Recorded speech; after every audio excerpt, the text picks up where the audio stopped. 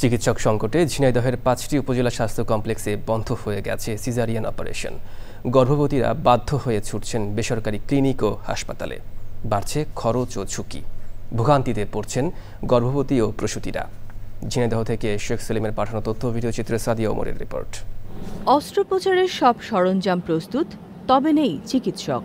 এই চিত্র ঝিনাইদহের মহেশপুর উপজেলার স্বাস্থ্য কমপ্লেক্সের। এখানে ১ বছর ধরে বন্ধ সিজারিয়ান অপারেশন। একই অবস্থা হরিণাকুণ্ডু, শৈলকুপা, কালীগঞ্জ ও কোটচাঁদপুর উপজেলার স্বাস্থ্য কমপ্লেক্সের। জেলার এই ৫টি স্বাস্থ্য কমপ্লেক্সে গাইনি চিকিৎসক ও অ্যানেস্থেটিস্ট না থাকায় সিজারিয়ান কার্যক্রম বন্ধ রয়েছে। আমার মেয়ের বাবু হবে, আমরা হরিণাকুণ্ডু ভর্তি হয়েছি।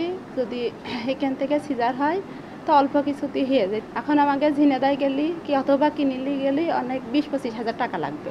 আমি গরিব মানুষ, এত টাকা পাবো পানি। শুনলাম যে সিজার হসপিটালে হয় না, তাই জন্য আমি বাধ্য হয়ে আমার এই ক্লিনিকে আসতে হয়েছে। অনেক টাকা পয়সা লাগবে, শুনছি যে ৩০-৩৫ হাজার টাকা খরচ হয়ে যাবে।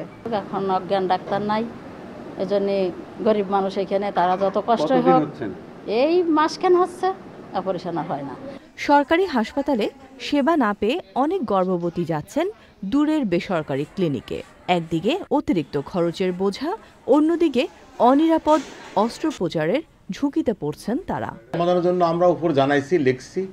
এখন যদি আমাদের এখানে নিয়োগ দেয় আমরা আবার চালু করতে পারবো। আমাদের সব ঠিক আছে, ওটি ঠিক আছে, আমাদের সবকিছু অবকাঠামো ঠিক আছে। স্বাস্থ্য বিভাগের তথ্য অনুযায়ী এই ৫টি স্বাস্থ্য কমপ্লেক্সে চিকিৎসক পদায়ন হলে মাসে অন্তত ২০০ গর্ভবতী নিরাপদ সেবা নিতে পারবেন। Sadia Omar, channel I.